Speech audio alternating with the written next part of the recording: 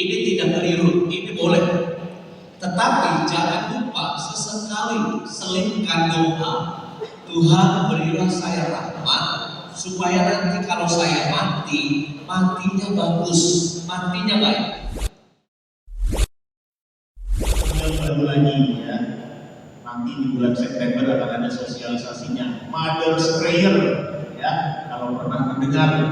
Nanti akan saya bentuk di Kota Bumi untuk ibu-ibu ya. Istora Senayan penuh 6.000 umat ya. Lalu saya pikir-pikir, ternyata umat kita itu paling senang kalau diundang acara rohani, acara doa yang menjanjikan penyembuhan ya. Maka romo-romo favorit ya, ini adalah ranking 1 grade A. Ini suka jalan di umat atau romo-romo menurut saya ya. Grade A itu romo-romo yang punya karunia penyembuhan. Kalau romo itu bikin acara di Istora, di hotel mulia, di mana itu pasti penuh digeruduk sama umat yang rindu penyembuhan. Tidak salah, tidak salah. Grade B itu gak sakti gak apa-apa. Tapi yang penting kalau khotbah, kalau ngajar, kalau seminar ada lucu-lucunya sedikit. Maka yang favorit sekarang Romo Eko Wahyu, Romo Koko, Romo Yusuf sudah lumayan lah. Apesnya ada Romo Grade C, sudah gak sakti, gak lucu, kayak pastor parokian. Lucu. Wow. Kalau tidak, umatnya nangis. Teologi salib versus teologi kemakmuran. Pertama, konsep sempit tentang berkat Tuhan. Berkat Tuhan selalu dikaitkan dengan materialisme. Jadi seakan-akan kalau Tuhan sayang sama kita, harus ada wujudnya, harus ada bentuknya. Kalau miskin, doa lalu jadi kaya. Sakit, doa langsung sembuh. Ini namanya konsep berkat Tuhan yang terkait dengan ini konsep kemakmuran ya. Jadi bukti Tuhan sayang sama kita itu kalau di dunia ini diukur dengan hal-hal yang bisa kita nikmati. Ini berlawanan dengan teologi salib. Tuhan Yesus kita mati di kayu salib bukan berarti Tuhan gak sayang sama dia. Apakah Allah Bapa bisa menyelesaikan tanpa salib? Mungkin bisa. Tapi Allah Bapa bersama Sang Putra itu pengen menunjukkan bahwa perkara di dunia ini kadang-kala belum tentu bisa selesai dengan kesembuhan, dengan mukjizat dan sebagainya. Kadang-kala ada salib-salib kita, ada penderitaan-penderitaan kita yang harus kita bawa sampai mati.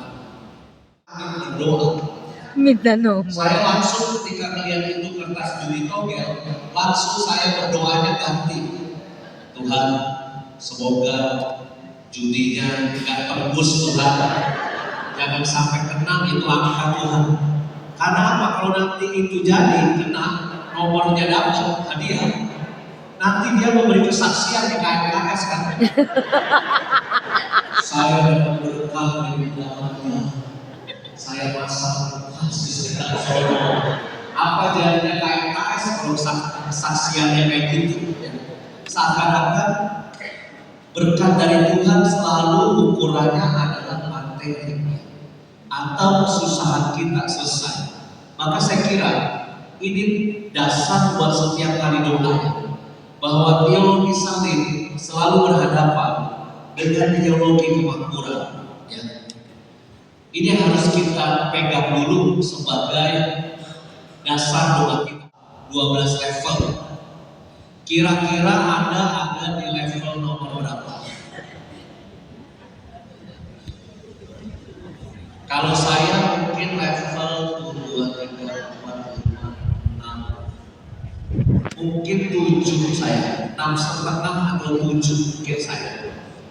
Romo Dias mungkin masih 5,5. Tuaan saya tapi mungkin matinya duluan dia. Kita nggak tahu ya kan, nggak tahu. Kan belum tentu kematian itu turun umur kan belum tentu. Ya. Ada oma-oma di Jatiwaringin sampai sekarang umur 103 tahun belum mati-mati. Aduh. Kepalanya botak, kemoterapi, lalu akhirnya meninggal dunia.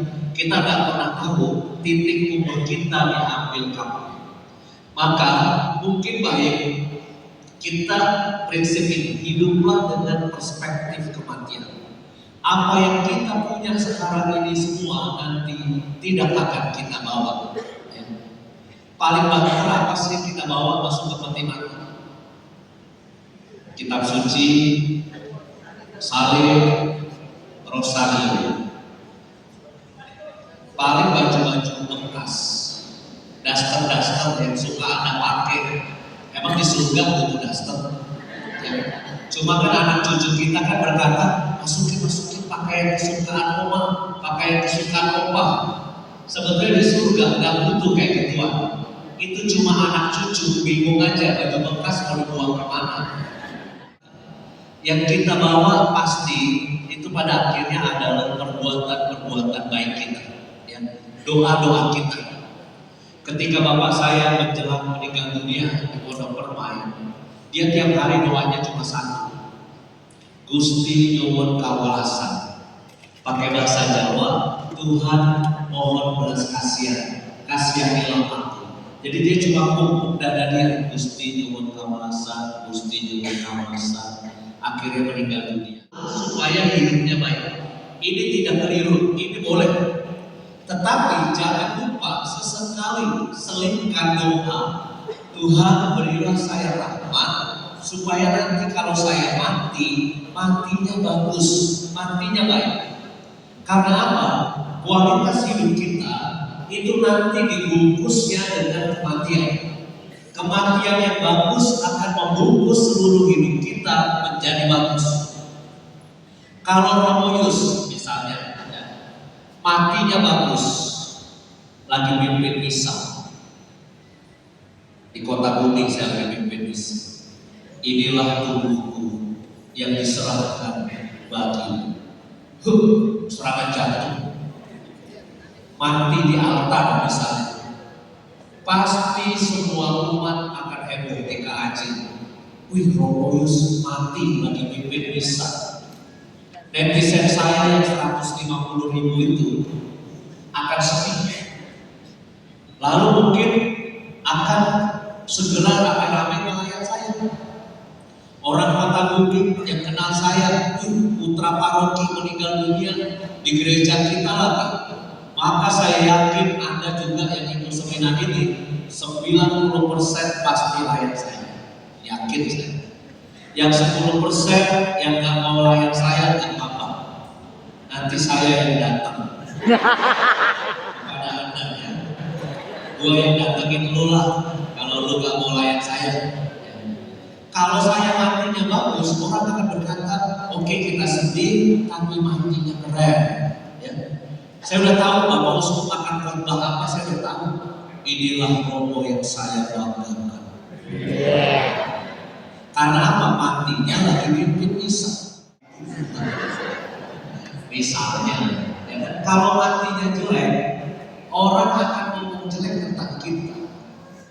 Tapi kalau kita kematiannya bagus, maka kita orang akan berkata eulogi, hal-hal baik tentang kita. Cuma persoalannya bagaimana supaya punya kematian yang bagus. Jalan satu-satunya supaya punya kematian yang bagus, hidupnya harus stabil bagus. Gak bisa hidupnya kadang tobat, kadang kumat, kadang tobat, kadang kumat. Syukurilah kalau Anda masih di poin nomor 5, masih pada sehat. Tapi kalau sudah mulai ke arah sini nih, mulai pakai tongkat, setelah itu kita pakai kursi roda, harus terima. Gak bisa kita bilang sama Tuhan, aku gak mau tua Tuhan, aku gak mau mati Tuhan.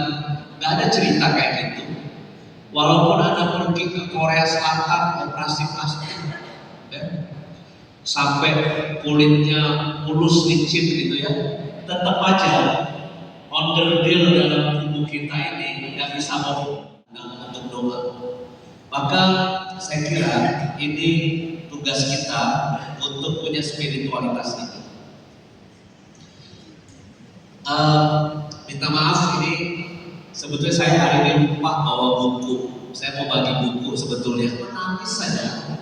Mungkin Tuhan langsung juga dia untuk ini. Contoh, misalnya saya sama ibu ini belum begitu kenal, baru ketemu sekarang. Tiba-tiba saya ngomong gini ya sebenarnya, Bu, saya mau pinjam uang 20 juta. Belum kenal, belum ada relasi dekat. Tiba-tiba pinjam duit 20 juta. Mungkin ibu ini akan berkata, ini romo apaan sih? Baru kenal sedikit aja udah pinjam duit 20 juta. Dan kalau dalam doa, kita itu cuma konsentrasi, kita butuh apa. Dan di KKS sebetulnya diajarkan meditasi itu mulai dengan mengosongkan diri, mengosongkan pikiran kita. Kita diajak inhale, exhale, hirup nafas, hembuskan, kosong, tanpa mikir apa-apa. Lalu mulai rasakan kehadiran Tuhan. Lalu mulai baca kitab suci. Jadi fokusnya bukan aku lagi butuh apa, tetapi kita berfokus pada Tuhan ingin berfirman apa kepada kita. Ya. Maka dalam doa yang nomor 1 itu adalah relasi cinta. Cuma relasi cinta ini kan repotnya apa? Kadang-kadang on off. Mungkin lagi awal-awal semangat tuh, cinta, doa semangat, tapi bisa-bisa nanti doanya penuh. Mirip saya wawancara sama calon pengantin. Saya tanya yang cowok, kamu rumahnya di mana? Terus dia jawab, Cengkareng, Romo. Ini yang saya maksud gerakan KMKS. Itu kan dipelopori dimulai oleh Romo Fransko. Ya. Romo Fransko itu seorang pendoa dan ulama ujian, aku bisa mengerjakan dengan baik. Itu apa? Doa yang berfokus pada proses. Kebanyakan doa-doa kita itu kebanyakan fokusnya pada ujungnya, hasil. Dan saya kira ini penting buat kita cermati semua. Setelah ini ada tanya jawab Pak ya, kalau ada kesempatan ya. Saya akan berikan beberapa poin lagi.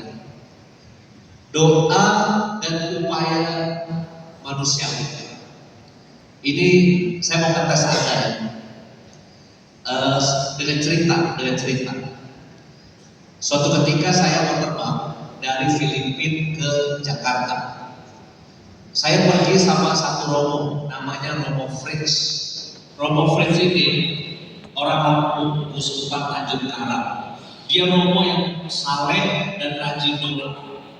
Nah, tiket pesawat saya itu jam 21. Romo Fritz lebih rohani orangnya. Bapak Ibu, dalam refleksi saya, mungkin Tuhan juga berkata, weh, bangun Fred, bangun. Sekarang saatnya kerja. Tuhan sudah kasih saya uang 5.000 peso lewat keuskupan saya. Ya. Itu duit dari Tuhan lewat gereja kepada saya. Tuhan kan pengen juga saya pakai akal budi. Ini otak saya juga karunia dari Tuhan. Tangan saya juga karunia dari Tuhan.